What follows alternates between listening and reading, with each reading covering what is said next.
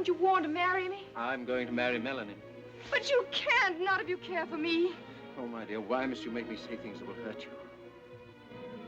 How can I make you understand? You're so young and unthinking. You don't know what marriage means. I know I love you and I want to be your wife. You don't love Melanie. She's like me, Scarlett. She's part of my blood and we understand each other. But you love me.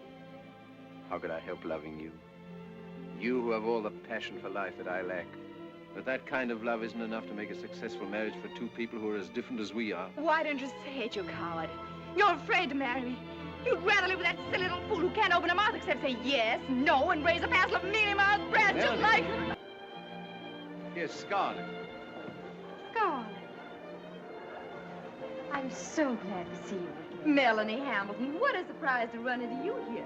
I hope you're going to stay with us a few days at least. I hope I shall stay longer enough for us to become real friends, Scarlett. I do so want us to be. We'll keep her here, won't we, Scarlett?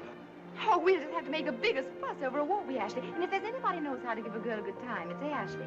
Though I expect our good time to seem terribly silly to you because you're so serious. Oh, Scarlett, you have so much life. I've always admired you so. I wish I could be more like you. You mustn't flatter me, Melanie, and say things you don't mean. Nobody could accuse Melanie of being insincere. Could they, my dear? Oh, well, then she's not like you, is she, Ashley? Ashley never means a word he says to any girl.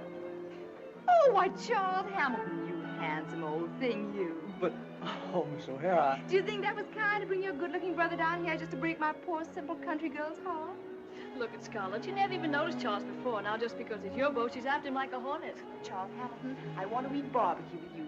And mind you don't go philandering with any other girl, because I'm mighty jealous. I won't, Miss O'Hara. I couldn't. I do declare, Frank Kennedy, you don't look dashing with that new set of whiskers. Oh, thank you, Miss Scarlett. You know, Charles Hamilton and Rafe Cabot asked me to eat barbecue with them, but I told them I couldn't because I promised you. Oh, you needn't be so amused. Look at her. She's after your beau now. Well, she certainly made a fool of herself running after all the men at the barbecue.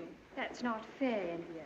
She's so attractive, the men just naturally flock to her. Oh, Melanie, you're just too good to be true. Didn't you even see her going after your brother Charles? Yes, and she knows Charles belongs to me. Oh, you're wrong, India. Scarlett's just high-spirited and vivacious. Well, men may flirt with girls like that, but they don't marry them. I think you're being very mean to her.